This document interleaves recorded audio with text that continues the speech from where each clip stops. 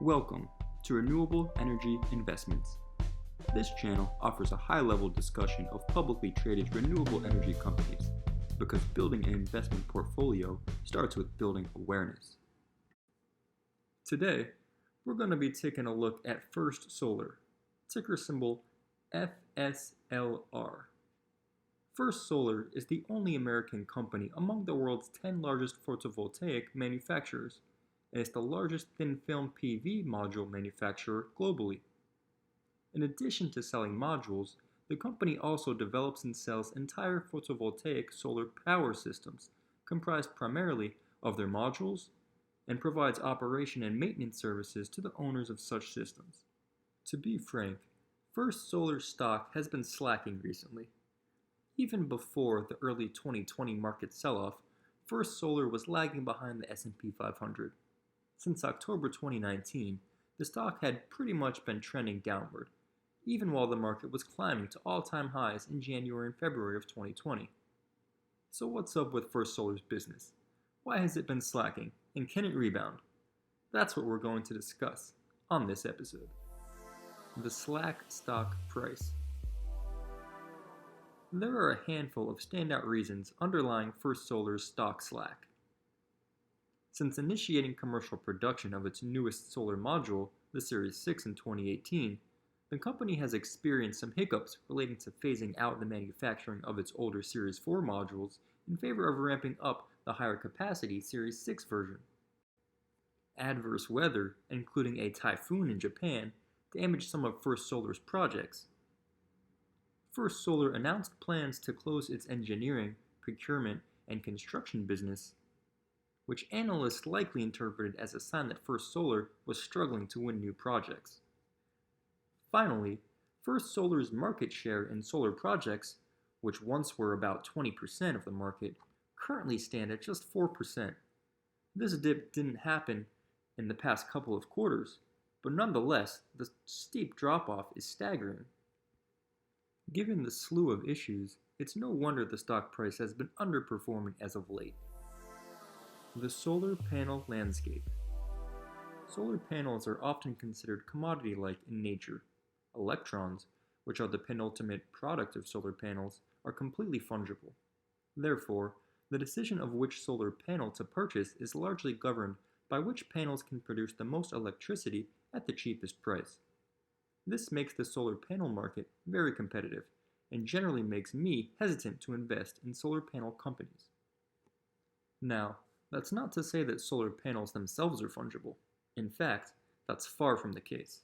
There are numerous types of solar panels, and each type may have its own strengths and weaknesses, each best at serving particular segments of the market with specific characteristics. Unlike most solar panel manufacturers, First Solar uses thin-film cadmium telluride as opposed to the conventional solar modules that use crystalline silicon. Thin-film panels only convert a little over 18% of the sun's energy into electricity, while industry-leading crystalline silicon panels can reach over 22%. However, other attributes of First Solar's thin-film panels compensate for this efficiency deficit and enable it to compete effectively. In fact, according to First Solar's 2019 Form 10-K, a big part of First Solar's business strategy is the product differentiation it enjoys due to its thin-film technology. The 10-K states, "Our CDTE solar modules offer certain advantages over conventional crystalline silicon modules by delivering competitive efficiency, higher real-world energy yield, and long-term reliability. Proven to deliver up to 8% more usable energy per nameplate watt than monofacial crystalline silicon technologies in certain geographic markets with a record of reliable system performance. Our CDTE technology delivers more energy, more consistently, over the lifetime of a PV solar panel system. Our CDTE solar modules provide a superior temperature coefficient, which results in stronger system performance in typical high insolation climates, as the majority of a system's generation, on average, occurs when module temperatures are well above 25 degrees Celsius. In addition, our CDTE solar modules provide a superior spectral response in humid environments, where atmospheric moisture alters the solar spectrum relative to laboratory standards. Our CDTE solar modules also provide a better shading response than conventional crystalline silicon solar modules, which may lose up to 3 times as much power as CDTE solar modules when shading occurs. As a result of these and other factors, our PV solar modules typically produce more annual energy in real-world field conditions than conventional modules with the same nameplate capacity. Further, due to the minimal thickness, the thin film panels are immune to cell cracking and its resulting power output loss, a failure often observed in crystalline silicon modules due to adverse manufacturing, handling, weather, or other conditions. As a result, First Solar boasts that its panels can have an energy yield advantage of up to 7.5% depending on the geographical location. In southern United States like Florida, California, Texas, and Nevada, the energy yield advantage is around 4 to 5%. Even more advantageous is First Solar's proprietary thin film manufacturing process, which allows for production at a large scale with low costs. This drives First Solar's demand and profitability, as few competitors can match it. First Solar's automated and continuous thin film process produces solar panels in a matter of hours at a single factory, compared to 3 days and 4 factories typical crystalline silicon panels require. It also uses 98% less semiconductor material than the crystalline silicon panels. The process is very environmentally friendly. On a life cycle basis, First Solar's thin film module technology has the fastest energy payback time, smallest carbon footprint, and lowest water use of any PV solar technology on the market. Before we jump into whether the stock can go higher, a quick reminder. Please smash the thumbs up button to show support for this channel so it can keep delivering quality content. Also, don't forget to click the subscribe button so you don't miss out on our discussion of other wonderful companies in future videos. Alright, back to it. The FLAHSHIP Series 6 module. The Series 6 module could be a game changer, and it looks like solar panel purchasers are already aware of its value. It already has over 12 gigawatts of contracted backlog for deliveries in 2020 through 2023. As of the filing of the 2019 annual report, 90% of First Solar's production capacity for 2020 was already under contract, as well as 2/3 of its production capacity for 2021. The company said the product is largely sold out through the second quarter of 2021. This bodes especially well in today's environment, given all of the global uncertainty caused by that certain 2020 health scare. The Series 6 modules are set up well to capitalize on the impending transition from nuclear energy and fossil fuels to solar power. The company points out that the global installed PV capacity is expected to double by 2024, primarily because unsubsidized utility-scale solar has achieved a lower levelized cost of energy than conventional coal, nuclear, and gas peaking plants. This is in line with the International Renewable Energy Agency's 2018 report that showed that society is indeed at an inflection point when it comes to sources of energy generation. The cost of producing solar electricity is already competitive with that of fossil fuels, and is expected to keep falling every year due to improvements in technology and manufacturing processes. By 2025, it is expected that coal and nuclear builds will no longer be economically competitive. As a result, the International Renewable Energy Agency expects global annual solar additions to increase dramatically over the next 5, 10, and 30 years, essentially into the foreseeable future. Big name clients. First Solar's long list of large sophisticated clients is evidence that its products have compelling value and should be able to capitalize on the solar industry's bright future. During 2019, Cypress Creek Renewables, Long Road Energy, and NextEra Energy each accounted for more than 10% of First Solar's modules business net sales. I really like seeing these big-name clients, especially NextEra Energy, on the customer list.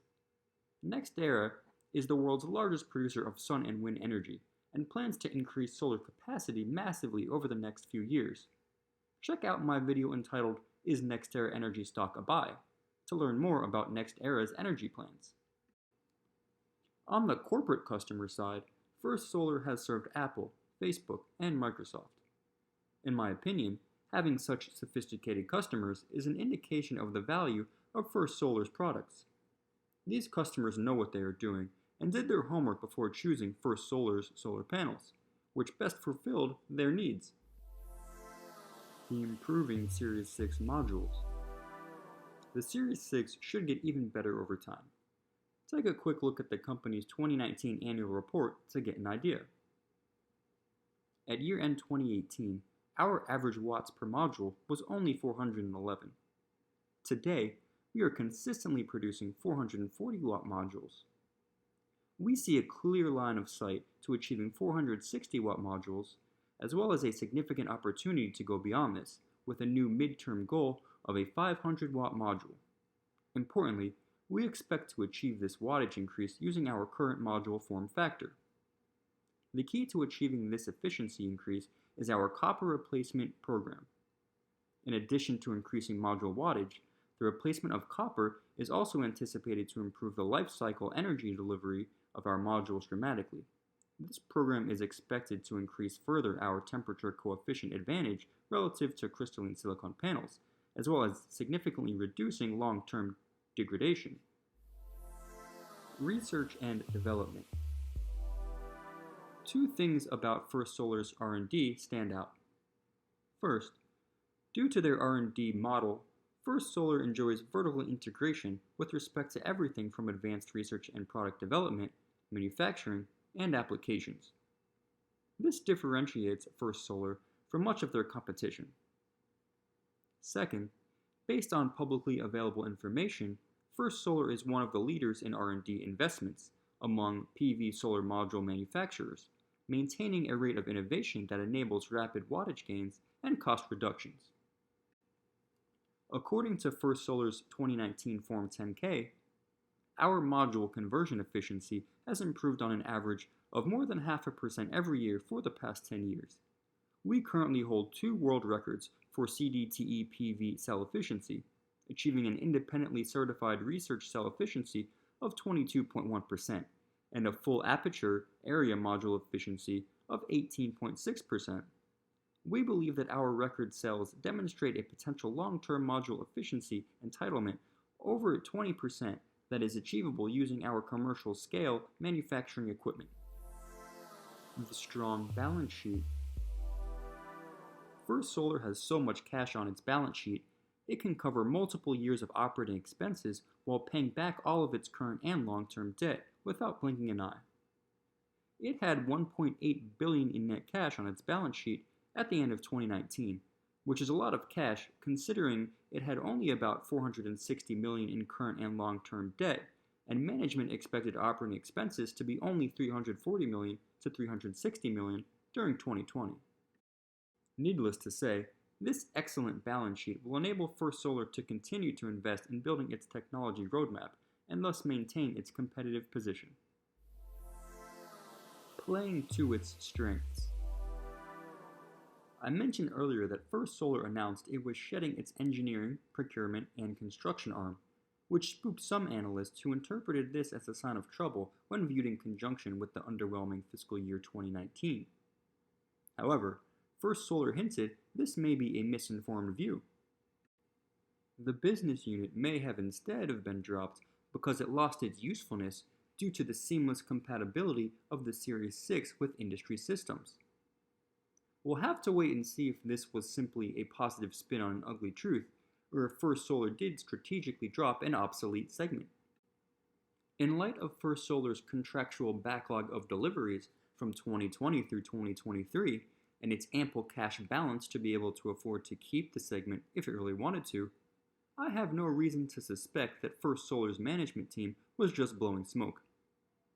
In an increasingly competitive marketplace, any opportunity to cut unnecessary costs bodes well for higher margins and/or an opportunity to capture greater market share. From a high-level perspective, I applaud First Solar's cost-cutting efforts. As a fan of solar energy in general, I appreciate any actions taken to lower the levelized cost of solar energy. The lower the cost of solar energy, the faster the transition away from fossil fuels will be. The company outlined its plans to further reduce costs per watt in the future, which include improvements to the cure and R&D programs, throughput, manufacturing yield, and materials and sales costs. My opinion. I am generally hesitant to get too invested in solar panel manufacturers due to the commodity-like competition. However, First Solar's differentiated thin film products intrigue me. Because of its low cost, short payback period, eco-friendly manufacturing processes, and potential to enjoy preferential treatment in very hot and humid markets, First Solar could have carved out a nice market share for itself from which it could enjoy solid profit margins. Its thin film modules should be a very attractive option, at least in certain geographic markets, economically. I'm excited to see what kind of income this company can generate once its Series 6 module manufacturing plants are fully ramped and firing on all cylinders. Investors may have overreacted to the temporary hiccups suffered when transitioning to the Series 6. Also, I'm very interested to see when the company can bring to market the more efficient version of the Series 6 using its copper replacement program. All in all, I would like to pick up a little exposure to First Solar. Admittedly, I am hesitant to invest too heavily into any single solar panel manufacturer given the tough competition and evolving product lines. It's just too hard for any single company to obtain a durable moat. I'll probably spread my risk around a few of the most promising companies trading at attractive valuations with enticing products on the way. Well, that's it for today's episode. Let me know what you guys think in the comments below. Do you think First Solar will turn things around? Do you own or plan to open a position in First Solar? We'll discuss First Solar and other promising renewable energy companies more in future videos. I invite you to subscribe to this channel to follow along. Let me know if there are any particular stocks you think we should discuss in future episodes. If you made it this far, well done. I wish you the best of luck with your investing practice. Oh, and make sure you smash the thumbs up button if you have not already.